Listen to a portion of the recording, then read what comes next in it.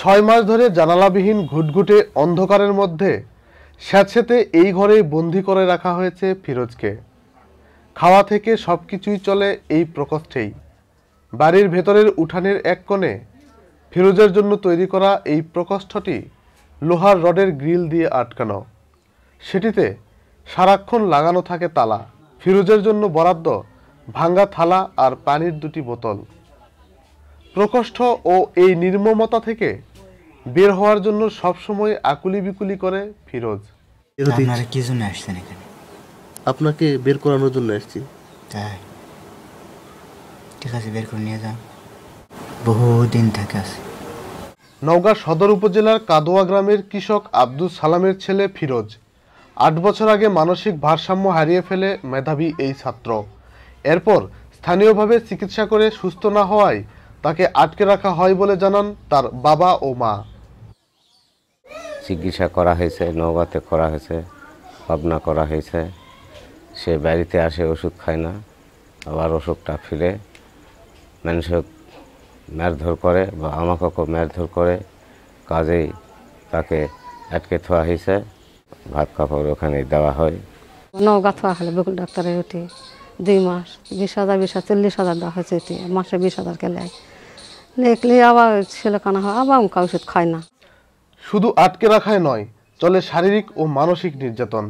পাগলের অপবাদের প্রতিবাদ জানিয়ে এমনটি জানালেন ফিরোজ। আপনি, ওরা তো বলছে আপনি পাগল, আসলে পাগল আপনি? না, আমি পাগল না। তাহলে শাস্তি দেয়। কেন শাস্তি দেয়? কোনো অপরাধ নেই, কেন দেয় জানি না। কোনো সুপার টুপা আছে, কোনো কাপড় চোপড় আছে, কিছু নাই। কতদিন থেকে আসি, পোশাক পরিচ্ছেদ নাই কেউ এদের। হ্যাঁ, ভালো ভালো পোশাক পরিচ্ছেদ নাই, একটা গেঞ্জি দিবে না, দেয় কিছু? দেয় না, না, কিচ্ছু নেই। দেখতে পাচ্ছেন কি? বাবা মা যাই বলুক, ফিরোজের সহপাঠী আর প্রতিবেশীরা জানায় ভিন্ন কথা।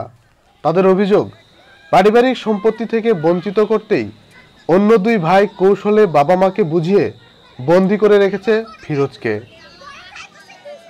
নির্যাতন করে, বাপ মা মারধর করে নিয়ে যায়, এমনভাবে নির্যাতন করে বেঁধে রাখে।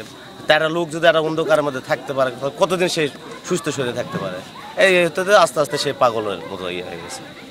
সম্পত্তি থেকে বঞ্চিত করার জন্য এটা করেছে তারা। তবু তার স্ত্রী বলিছে যে জমা জমি কিছুই দেন না, আমি একটা দাসী হিসাবে এই বাড়িতে থাকবো।